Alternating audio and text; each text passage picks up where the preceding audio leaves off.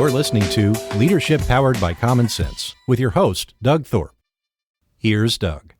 Hello again, everyone. I hope you're having a great day so far. This is Doug Thorpe, and this is Leadership Powered by Common Sense.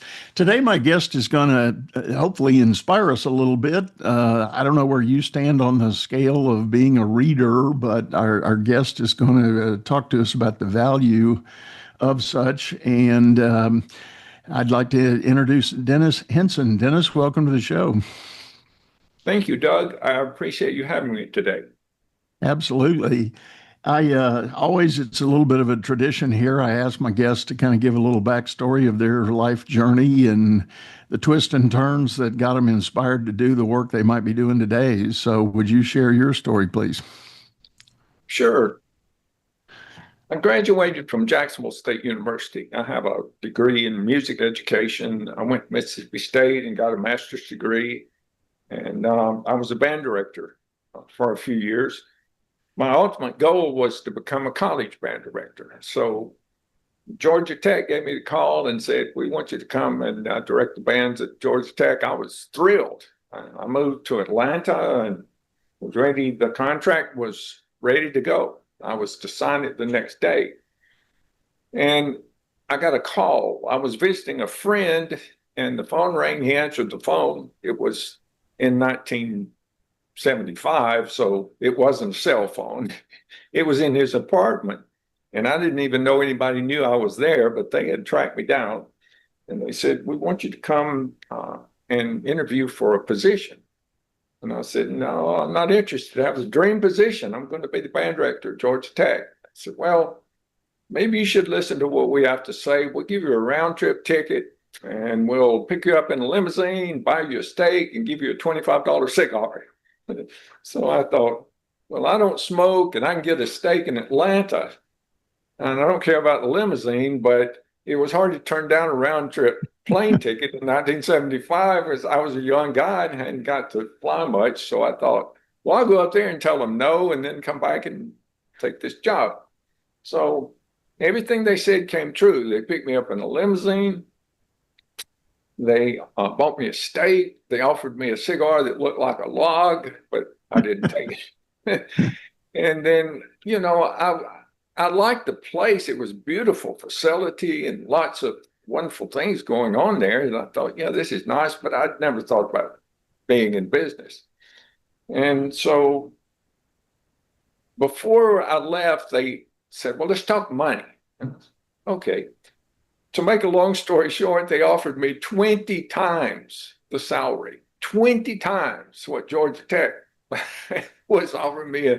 And I was a kid. I had never had any money. And I saw everybody there was wealthy. They were driving Mercedes-Benz and wearing Rolexes. And I thought, I kind of like this. And so I took it. I went into the business world. So the first thing they did was they gave me 3 books. They gave me Think and Grow Rich by Napoleon Hill, Success, the Glenn Bland Method, and The Greatest Salesman in the World by Og Mandino.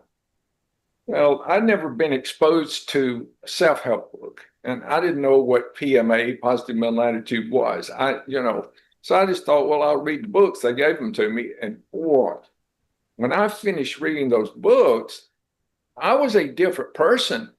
I mean, I was so motivated and I was exhilarated. It was just like something had come over me. It changed my thinking and my life. So I thought, boy, I wish I had more. It was like a drug. I need another book like this. Well, in 75, you couldn't Google it. There wasn't an internet. There wasn't even a computer. So if you wanted to learn about what successful people were doing, you had to call them or go see them and say, what books are you reading? I read this and I want to be motivated. So people gave me ideas and I read lots of books. Around that same period of time, I met Jim Rohn. He came to one of the company's meetings and stayed a week. And it was early in his career, so nobody knew who Jim Rohn was at the time. And we became friends. And he emphasized, write everything down. You never know when you're going to need it again. If you hear a poem or a quote or story, make a note of it, or if you like a book. So I started writing poems, quotes, short stories, and books. Only listed the books that really moved me. And I had, my territory was all of North Florida, which is a big territory, and all of South Georgia. So I drove a lot, and I joined a little company in Waco, Texas called SMI that provided success tapes. And you send them a monthly payment, they'll send you 2 tapes, and you listen to them and send them back. Well, that took too long. So I bought a duplicator, and when the tapes came in, I duplicated them and sent them back the same day. And I developed a big library of motivational tapes. And when I was driving, if I heard a poem or a quote or anything, I'd pull over to the side of the road and write it in the journal. So that was in 75, and I continued to do that until 2018. So I was successful in that, but I really wanted to work for myself. So I started investing in real estate. When I moved to Texas back in '89, I was like a kid in a candy store. I mean, Dallas Fort Worth area, there was so much real estate, and I was buying houses, and I did all kinds of things. I owner financed them, and I fixed them up and sold them. I wholesale them. I did everything there was, but I wanted to learn more techniques, better techniques. So I thought, I need to go to real estate groups. Well, I lived in Arlington, and there was no real estate group in Arlington. There was plenty in Dallas and Fort Worth, but if the traffic was bad, it took 2 hours to get there. If it was good, it still took an hour because Metroplex is big. I thought there needs to be a group in Arlington. So I started the AREA. Meetup, it just came on the scene. And I started a meetup group, and it grew and grew and grew. And I mean, we had a really great, AREA was a great real estate group. So I thought, well, if I really want to learn this stuff, I need to teach. So I started teaching classes. I taught subject to and short sales and private money and land trust. Anything that was advanced that I wanted to learn, I set up an elite meeting and announced I was going to be teaching it. So that gave me about 6 weeks to learn it. So I'd prepare slides and read books and just do everything I could. And that was successful too. So one day, one of the members came up and said, "Dennis, I want you to mentor me." Now, I'd tried mentoring people before. It took too much time. They didn't really do what I told them. And I said, "I'm just not really interested. I don't know. I'm not going to do it." So he said, "Well, I'm retiring in a couple of weeks, and you're going to mentor me. Let's go out and eat. I'll buy your lunch, and we'll discuss it." So I told my wife, Norm, I said, "I'm not going to do this." So I went out and met Mike, and he bought me a Whataburger. So after we ate the Whataburger, he had a coat on like this, and he reached in his pocket, and he pulled out a checkbook and handed it to me, and he said, "Here, you fill this in." And I thought, "Do you mean the amount?" And he said, "Yeah." And I thought, well, this will solve the problem. I'll put a number here that no one in their right mind would pay. And so I handed it back to him, and he took the check out without looking at it, signed his name, and handed it back to me. So he didn't care what the amount was. He knew that if I taught him to do what I was going to do, he was going to make it back. And he did.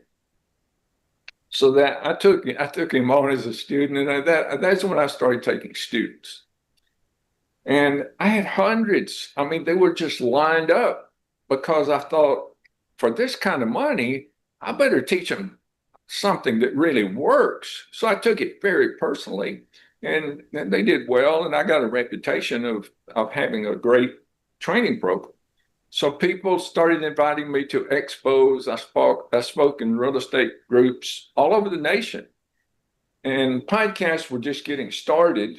And it was a Houston podcast I was on. And the host said, "Dennis, why are your students so successful? There's all kind of gurus out here, but your students are just carrying it up. What's the difference?" I said, "Well, I teach them to change their habits, if they can form success habits, they will become successful. And I make them form the habit. I hold them accountable until the habit is formed and they become successful. And he said, well, then what's the number one habit? And I thought and I said, have them form the habit of reading something positive every single day that leads them toward their goal. So after the podcast was over, I thought, and that was a great answer. That was the right answer. Wouldn't it be wonderful if there were a tool to help people form the habit of reading every day? And then it hit me. So for 50 years, I've been collecting success books, powerful books, and poems and short stories and quotes. I can put those in a book and people can form the habit regardless of their time schedule. In between a meeting, they could read a poem. That's their reading for a day. Well, they can read if they're at the airport, they got an hour, they can read one of the books listed in the back. Or if they get home at night and they're totally exhausted and, oh, I forgot to read today, they can read a couple of quotes and go to sleep thinking about something really positive. So I thought, well, I've got all this stuff in my computer. I transposed it many years ago. In 2 months, I should have the book. So I started working on it. That was 2018. In 2024, it got published. And I worked on it every single day. It took 6 years. And so when it hit Amazon, I started getting reviews. And they were good. I mean, people were saying, hey, this came just at the right time. I was struggling. I was having problems. And this just pulled me right out. I mean, the reviews on Amazon are just amazing. You know, there are well over 100 of them. And they average 5 stars, which now that I know about being an author, I realize that's really hard to do. There's not a lot of other people that have accomplished that. So that's how the book came about. And when I finished it, I realized I couldn't put all of the stories in one book. So I thought, well, I'll do a Real Impact 2.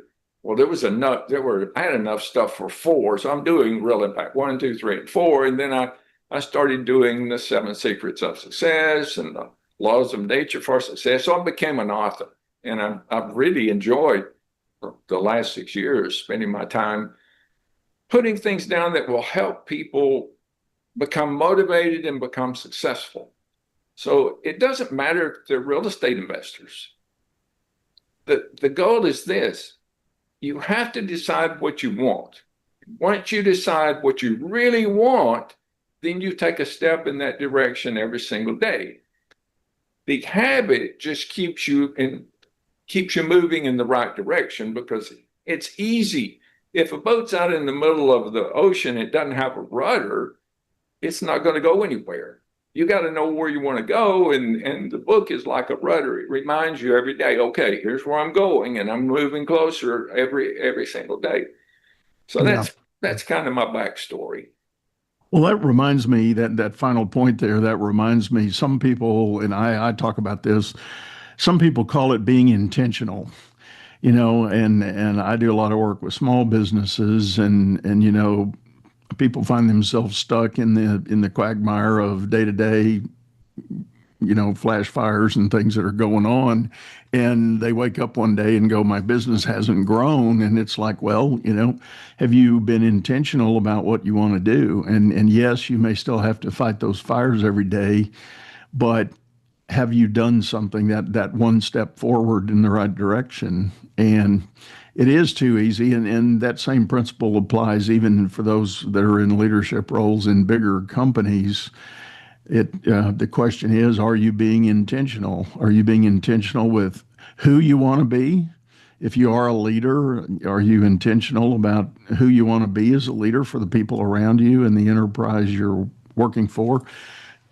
Or if you have a goal, are you doing something day by day, step by step to get there? I love that thinking. And it does start with a mindset shift.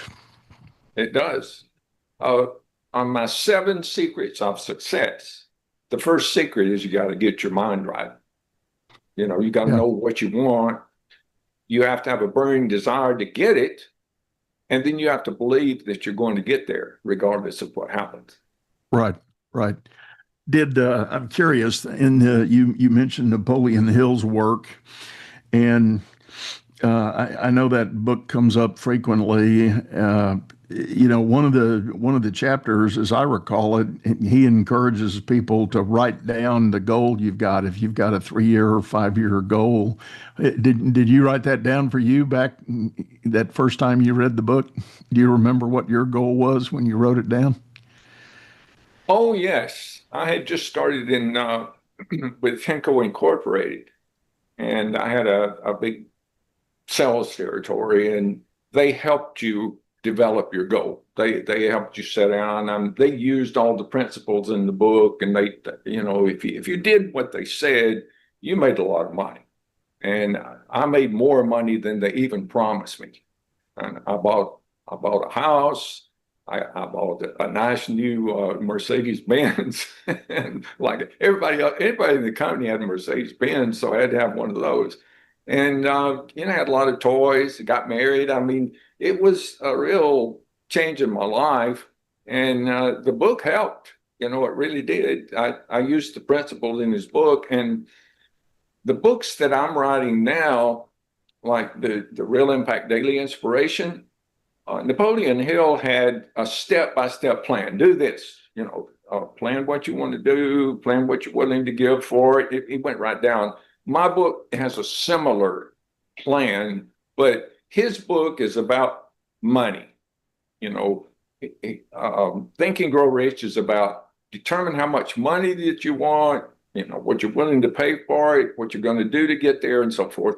My book is it's not about money, it's about whatever you want. So if a young girl wants to become a veterinarian and work with animals, well, then the book will help her.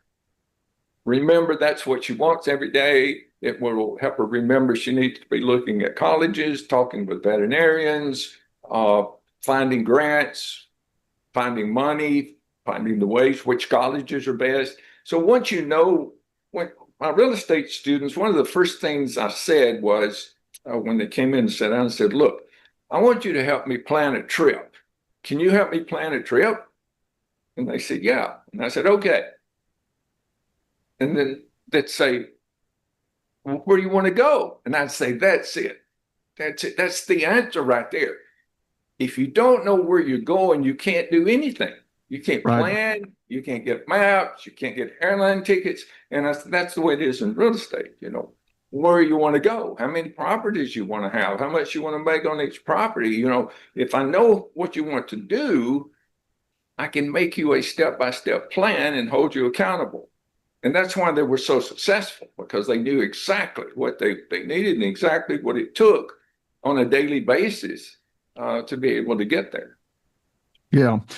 That reminds me, I have done work in the business acquisition space, and people that want to leave corporate and become entrepreneurs, they think about spending some of their money to buy a already cash flowing business, which is a great strategy if that's truly what you want to do. But that is the first step that I encourage people to do, and we put a fancy title on it. We call it investment thesis. Stop a minute, think about what you say you're wanting to do. You say you want to take some money and put it to work for you, but doing what, where, how, what is it you really want to achieve? And that helps define the kind of business you're willing to pursue, and maybe even the location. And I've certainly had clients that they're young enough in their lives, they're flexible, they're willing to relocate for the right deal. And, because they realize if they're going to acquire one of these businesses, they're going to need to, probably be involved in it for a little bit to, get it stood up and self-operating before they can think about doing something else. But it's all about that, setting that goal. Where do you want to go? Right. I think that's so important because so many people, and I see this a lot in the corporate world. My listeners have heard this story before, but when the big crash happened in '08 and so many people lost jobs, for the first time in their careers. There were plenty of people that had had good careers 10, 15, 20 years and beyond, and all of a sudden got a pink slip, and then they didn't know what in the world they were doing. I created a nonprofit organization to coach and counsel those people to help them through the transition. And one of the things I figured out very quickly was people needed to get reoriented. They needed to change their mind about what they had been doing. And for about 2/3 of the people that worked with us, when they did the hard work to really peel their own onion that they had created in this thing they thought they called a career path, a big majority of them realized their career had happened accidentally. They got hired by a company. They did well as an individual contributor. They might have gotten recognized and been promoted to be a manager. And then the manager became a director, and director became a VP, and so on and so on. But there had been no plan. There had been no roadmap. Right. And they took it by chance, and they were happy cashing the checks along the way. But when the music stopped and all of that was over, they didn't know who they were or what they were. Right. And we help people do the work to really redefine their own sense of purpose and being so they could totally reset the script. And many of them took off in whole new directions. They left an industry and went seeking something else. And one of the interesting things that emerged from all of that, when a person really gets locked in on a true sense of purpose and being, they show up differently. They show up with a much higher level of energy, engagement, excitement, commitment. Exactly. And that shows. And a person on the other side of the desk that might be doing the hiring sees that, and they say, I definitely want some of that on my team. Exactly. That's true. Yeah. That reminds me of when I was a high school student. I really hated school. I was dyslexic, which meant reading was difficult. It was like pushing a wagon uphill when everybody else was walking and running and having a good time, and you were back behind them pushing the wagon up. And I was hyperactive. I had all of those ABC things behind my name, and the teachers didn't like me, and I didn't like being there. The only thing I liked about school was band, and I was in the drum. I liked drums. I was learning the rudiments. I was the best drummer there. There wasn't anyone else that knew a drum rudiment other than me. And I went to school one day, and the day I went to school, I got called into the office, and they said, your homeroom teacher and your mother are in the lab. They want to talk to you. So they took me in there, and they said, Dennis is failing the 9th grade, and if he doesn't pass, he'll be held back, and he probably won't finish high school. And so mother made me start studying a little bit, enough to get past the 9th grade. Well, in the 10th grade, we had an assembly. And when I went to school that day, we were broke. My father was a disabled veteran, so he couldn't work, and we lived on a pension, and it wasn't very much. And he was a very dominant person. He wouldn't have let me go to college if I'd wanted to, because I had to leave home. So we didn't have any money. My grades were terrible. My father wouldn't let me go. So college was pretty much out of the picture. In fact, I didn't even like school, so I didn't want to go to college. Well, we had an assembly and a college band played. And after that, the band director turned around and said, well, we brought a little treat today. Our marching drum section is going to put on an exhibition. So I don't know if you've seen the movie Drumline. Oh, yeah. Love it. Love it. They went out there and they did stuff that I didn't even imagine existed. I mean, my gosh, my mind just exploded. I thought, oh, man, that's it. I have got to be in that. So when they left, I went to my band director and I said, what do I have to do to get in that drum section? He laughed and looked at me and he said, well, Dennis, you have to go to college. And with your grades, they're not going to let you in college. And I looked at him and said, if I change my grades, will I be able to get in that drum section? He says, well, if you don't, you never will. So the next day, I visited every teacher and I said, I'm going to college. And some of them laughed out loud. That's how bad I was. So over the next 3 or 4 years, I changed my D's and F's to A's and B's. And I went to Jacksonville State. I became a member of the drum section. But you see, from that point to the balance of my school, I didn't hate school anymore. I needed school to be able to get to what I wanted to do. And I was willing to do whatever it took. So that showed me you can do anything. I mean, for me to become, to actually get into college, and then I got a degree, and then I got a master's degree. If the teachers were still alive and I went back and talked to them, they would just think, "Oh my God, you got a master's degree?" Because least likely, worst student in the school. Yeah. But sometimes it takes something to change you.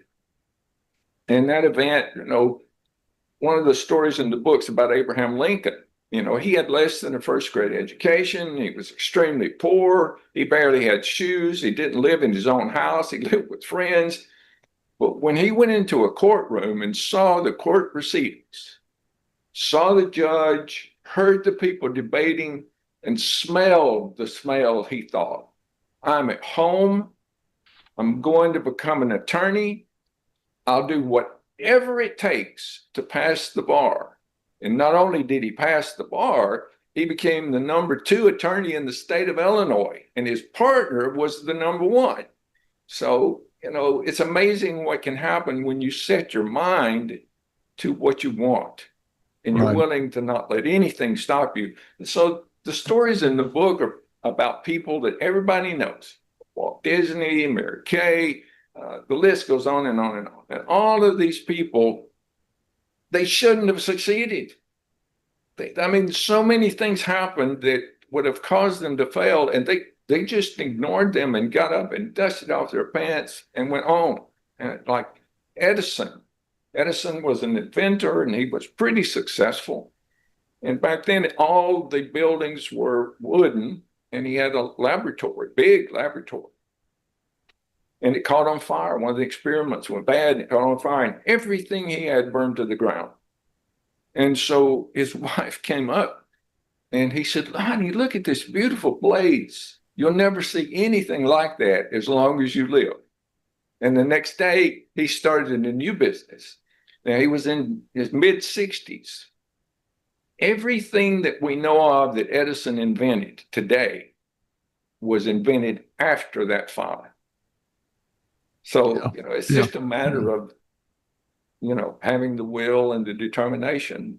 And he followed the 7 secrets of success. Well, and I think about that as you say that. I have known folks. I have a friend now. He's turning 99 pretty soon. And if you look at his life story, he's had 4 major chapters or books of career trajectory.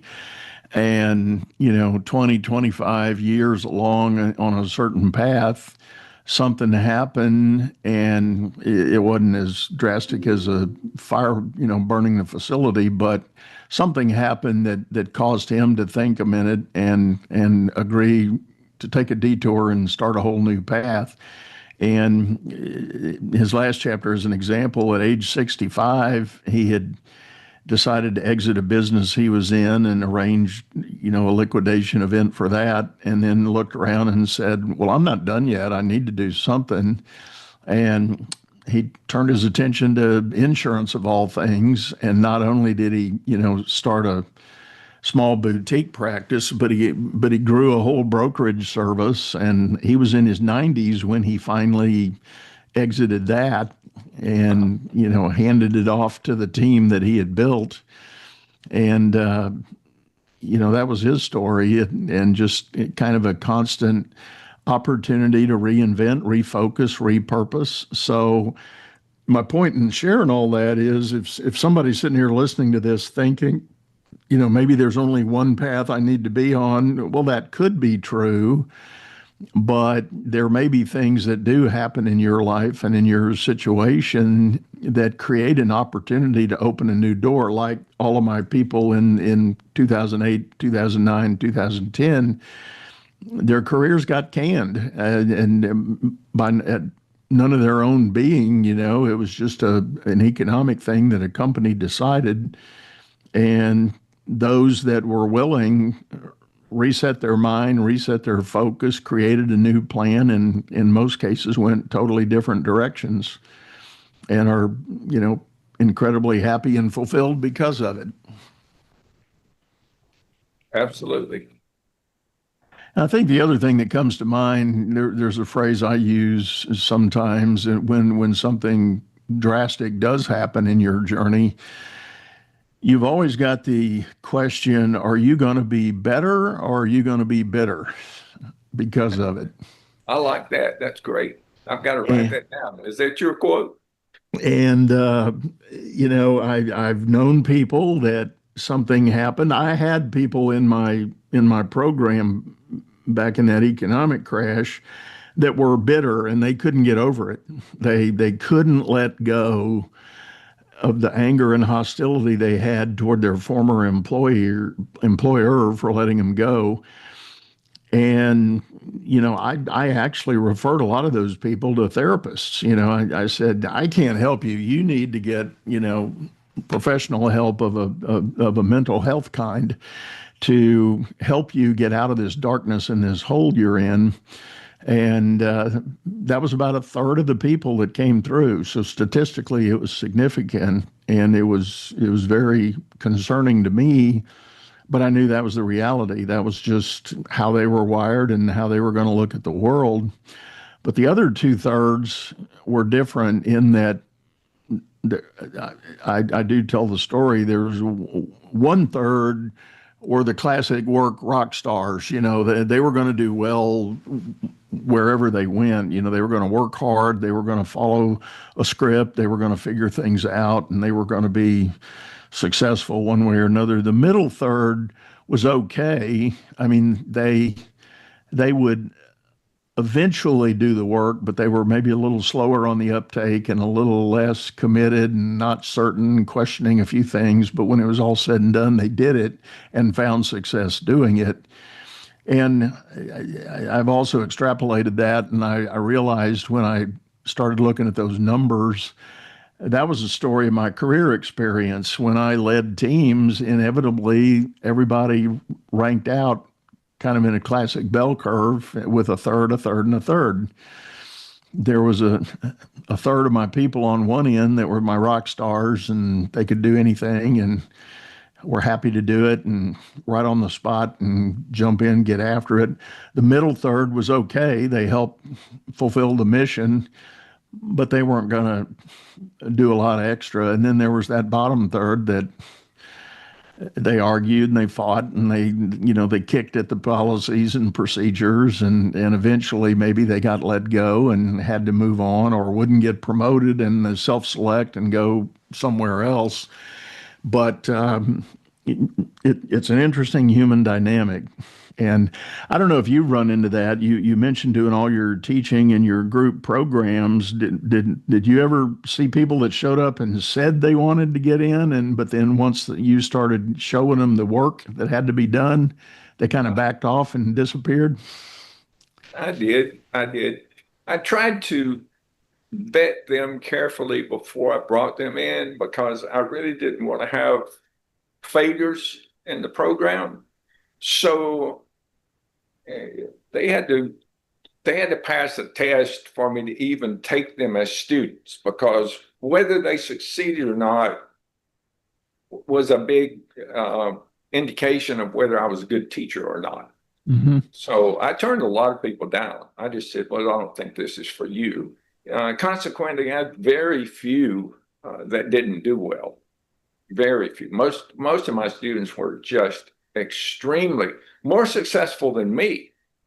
I mean, I'm not very good. I'm kind of lazy, and I want to delegate as much as I possibly can, but I had some superstars come through my program, and once I told them the secrets and what they needed to do, I mean, they went out and made. I had one school teacher that became a multi-millionaire in the first 90 days. He was bringing in $20,000 a month before he got through my program, and that was he was paying. It paid for itself with the first deal that he did. So that was most of them were not quite that successful, but most of them were very successful. Yeah, well, that's great. Well, Dennis, thanks for sitting in and sharing this with us. Tell folks the best way to get a hold of you if they're interested in knowing more about your work. If they'll go to realimpactbook.com, up at the very top, it says contact us, and it has my name and phone number and email address. I mean, you could literally pick the phone up and call me if I'm not on a podcast or out speaking or something. I'll talk to you or I'll return your call. I'm available for speaking engagements or radio or podcast or just help people out. If they'll scroll to the bottom, realimpactbook.com, scroll to the bottom where it says podcast attendee, I have 3 gifts for them for attending today. And one of those gifts is the ebook of the Real Impact Daily Inspirations, the entire book. And the motive there is this. If you like this book, you're probably going to like my other books. So there's a link there that says, if you want to be notified when I write another book, just click there. That's the only mailing list there is. I'm not trying to build a mailing list. I have a mailing list already with 90,000 people. So it's not going to make much difference. So I do want to know the people who like the way I write and are interested in moving up to the next level in whatever it is that they want to do. Great. Well, as always, folks, we're going to have those links in the show notes, so feel free to check that out and click the link there that you'll find. But one last time, Dennis, thank you so much. Really appreciate it. Thank you, Doug. It was great. All right. Well, folks, we're going to wrap up. I do like to remind you, if you need to get a hold of me and want to talk more about possible help you need either in your business or with your leadership journey, reach out to me at my website, dougthorpe.com. That's THORPE.com. And be happy to likewise get in touch with you. Have a free discovery call, and we'll just explore where you are and what you want to be doing. But I think for now we're done, so we're going to wrap up, say goodbye. Go out there and make it a great day.